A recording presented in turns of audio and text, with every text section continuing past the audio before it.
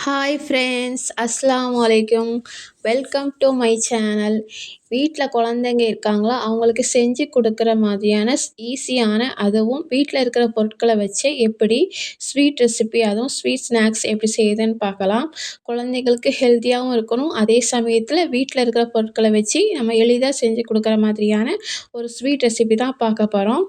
அதுக்கு முதல்ல தேவையான பொருட்கள் என்னென்னு பார்த்துடலாமா?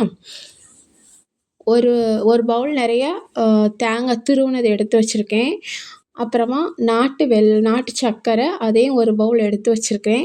அப்புறமா பொரிகடலை ஒரு பவுல் நிறைய எடுத்து வச்சுருக்கேன். அப்புறமா 4 ஏலக்காய், ஒரு பவுல் நிறைய நெய் எடுத்திருக்கேன். அது 4 டேபிள் ஸ்பூன் அளவு நெய் வரும், அதை எடுத்து வச்சுருக்கேன். அப்புறமா ஒரு மிக்ஸி ஜார் எடுத்துக்கோங்க. நம்ம எடுத்து வச்சுருக்கிற தேங்காய் துருவலை அதை சேர்த்துக்கோங்க. அப்புறமா எடுத்து வச்சுருக்கிற பொரிகடலை அதையும் சேர்த்துக்கோங்க. 4 ஏலக்காய் அதையும் சேர்த்துக்கோங்க. டேஸ்ட்டுக்கு 2 உப்பையும் சேர்த்துக்கோங்க, நான் அது காட்ட மறந்துட்டேன். அப்புறமா இதை நல்லா பல்ஸில் போட்டு இந்த பதத்துக்கு நல்லா அரைச்சி எடுத்துக்கோங்க. தண்ணி எதுவும் சேர்க்கக்கூடாது, இந்த பதத்துக்கு எடுத்துக்கோங்க.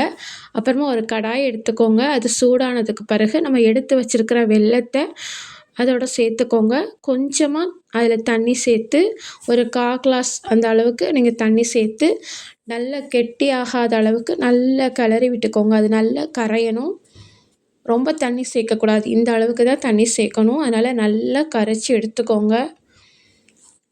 உங்களுக்கு அதில் கல் இந்த மாதிரி வரும்னா நீங்கள் இருத்துக்கடவும் செஞ்சுக்கலாம். இது நல்ல பியூர் நாட்டு சர்க்கரைங்கிறதுனால நான் இருத்துக்கலை. அப்புறம் ஒரு கம்பி பதம் வர அளவுக்கு நல்லா இந்த மாதிரி மெல்ட் ஆகி நல்லா கரைச்சி எடுத்துக்கோங்க. ஒரு கம்பி பதம் வந்ததுக்கு பிறகு நம்ம அரைச்சி வச்சுருக்கிற இந்த பொரிகடலை தேங்காய் இதை நல்லா சேர்த்து அதோடு நல்லா மிக்ஸ் பண்ணி விட்டுக்கோங்க. ஒரு 10 நிமிஷம் வரைக்கும் நல்லா கைவிடாமல் நல்லா கிளறிக்கணும். நல்லா கிளறி விட்டுக்கிட்டே இருங்க, அடி பிடிக்கக்கூடாது. நீங்கள் நான்ஸ்டிக் தவா அந்த மாதிரி கடாயில் கூட நீங்கள் செஞ்சுக்கலாம். அப்புறமா நல்லா 10 நிமிஷம் நல்லா கைவிடாமல் கிண்டினதுக்கு பிறகு நம்ம எடுத்து வச்சுருக்கிற நெய் அதை கொஞ்சம் கொஞ்சமாக சேர்த்து ஒரு 5 நிமிஷம் கைவிடாமல் நல்லா கிளறி விட்டுக்கிட்டே வந்தீங்கன்னா இந்த மாதிரி நல்லா கெட்டியான பதத்துக்கு வந்துடும். நம்ம எடுத்து வச்சுருக்கிற நெய் ஃபுல்லாகவே இதில் சேர்த்துக்கிட்டால் தான் நல்ல வாசனையாக இருக்கும், குழந்தைங்க நல்லா விரும்பி சாப்பிடுவாங்க. அப்புறமா ஒரு பிளேட் எடுத்துக்கோங்க. அதில் கொஞ்சமாக நெய் ஊற்றி அதை நல்லா எல்லா பக்கமும் ரஃப் பண்ணிவிட்டு அப்புறமா அதையும் சேர்த்து நல்ல பிளேட்டில் எடுத்து வச்சு இந்த மாதிரி நல்லா சமமாக எடுத்து வச்சுக்கோங்க.